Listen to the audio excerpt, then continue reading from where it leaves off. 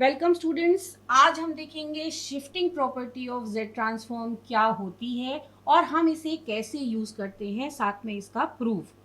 Shifting property यानी कि अगर आप टाइम डोमेन वाले अपने सिग्नल को, जिसे आप एक्स एन नाम दे रहे हैं, इस सिग्नल को अगर आप टाइम डोमेन में शिफ्ट करें, पॉजिटिव या नेगेटिव शिफ्ट हो सकती है। हम यहाँ पे एक साइड की शिफ्ट लेकर के चल रहे हैं, तो हम अगर एक्स एन से एक्स एन माइनस के जेनरेट करें, जहां पर के कोई कांस्टेंट हो, तो उस केस में हमारे सिग्नल के जेड ट्रांसफॉर्म पर क्या असर पड़ेगा, यही एनालिसिस करती है shifting property of Z transform.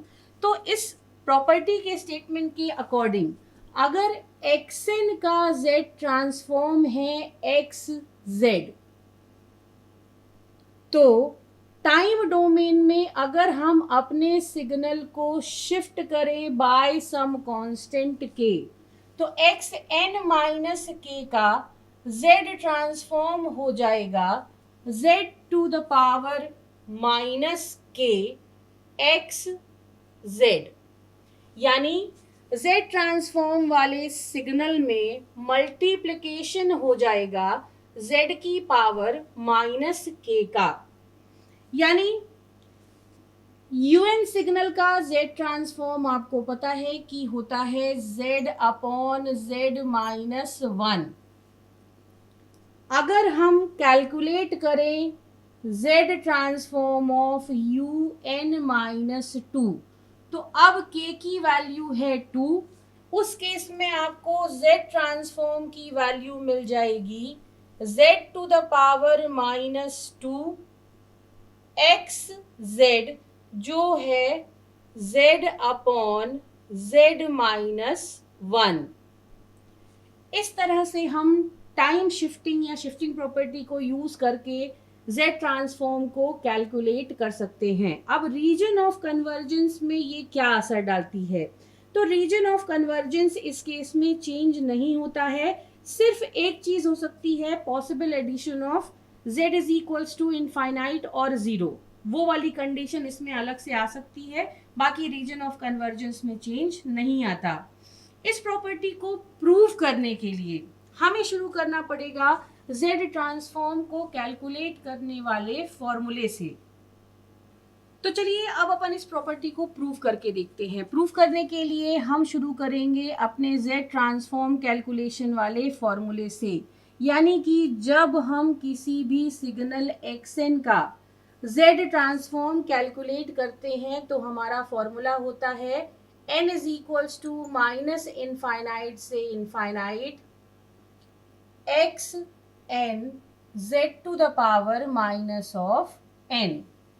हमारा सिग्नल अगर एक्स एन है तो हम इस फॉर्मूले से जेड ट्रांसफॉर्म कैलकुलेट करेंगे। वहीं पर अगर हमारा सिग्नल है एक्स एन माइनस के, तो जहां पर फॉर्मूले में एक्स एन आया है वहां पर हमें रखना पड़ेगा एक्स एन माइनस के।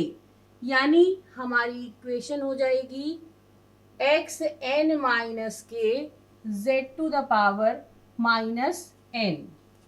इसके बाद हम करेंगे वेरिएबल रिप्लेसमेंट। हम एन माइनस के की जगह पर रखेंगे नया वेरिएबल m। जब n की वैल्यू माइनस इनफाइनाइट होगी तो m की वैल्यू भी माइनस इनफाइनाइट होगी। जब n की वैल्यू प्लस इन्फिनिटी होगी तो m की वैल्यू भी प्लस इन्फिनिटी होगी। यानी कि समेशन की लिमिट्स में कहीं कोई अंतर नहीं आना है।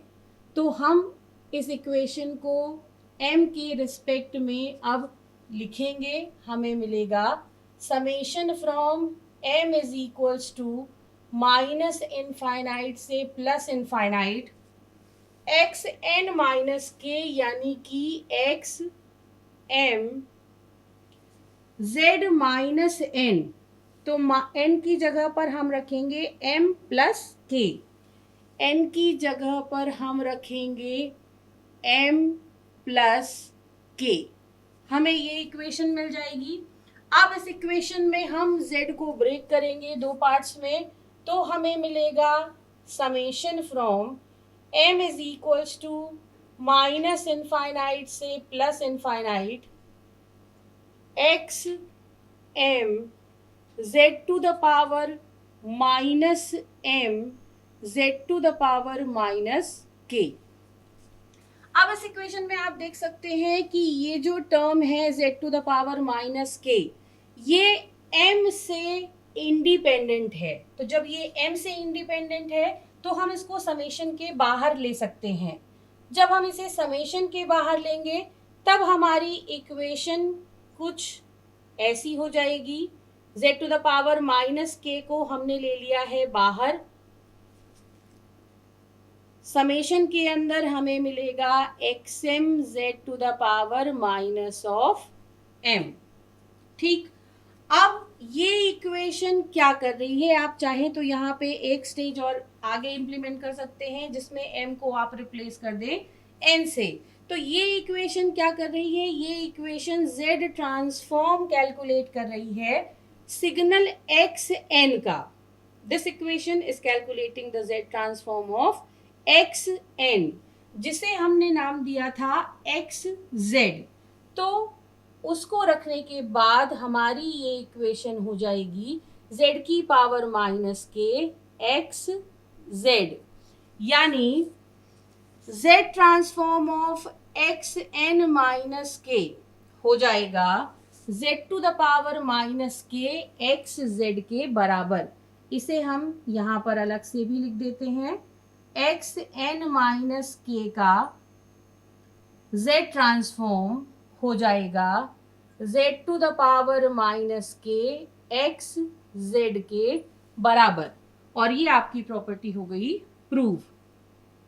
अब सपोज हमें z ट्रांसफॉर्म कैलकुलेट करना है, xn is equals to 2n minus 2 un minus 2 का।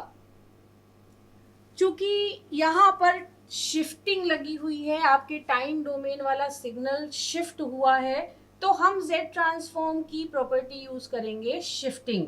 इसके लिए हम पहले एक बेस फंक्शन सेलेक्ट करेंगे, बेस फंक्शन जिसे हमने नाम दिया है x डैश n, जो इसी का अनशिफ्टेड वर्जन होगा, यानी उसमें शिफ्टिंग नहीं होगी। तो आप देखिए यहाँ पे ये भी 2 यूनिट से शिफ्ट हुआ है और ये भी 2 यूनिट से शिफ्ट हुआ है।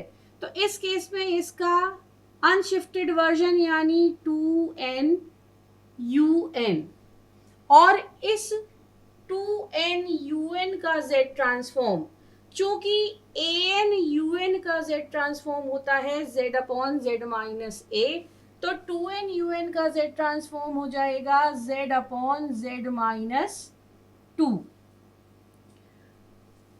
2n un का अगर इतना z ट्रांसफॉर्म है तो आप देखिए x डैश n को जब आप 2 यूनिट से शिफ्ट करेंगे तब आपको xn मिलेगा, यानी कि आपका xn है x डैश n माइनस 2, यानी हमारी इक्वेशन है 2n माइनस 2 un माइनस 2। तो चूंकि xn का x डैश n का z ट्रांसफॉर्म इतना था, x डैश n का z ट्रांसफॉर्म आपको इतना मिला, तो x डैश n माइनस 2 का z ट्रांसफॉर्म कितना होगा। तो शिफ्टिंग प्रॉपर्टी में हमें पता चला था कि xn का z ट्रांसफॉर्म अगर xz है तो xn माइनस k का z ट्रांसफॉर्म होता है z to the power minus k xz।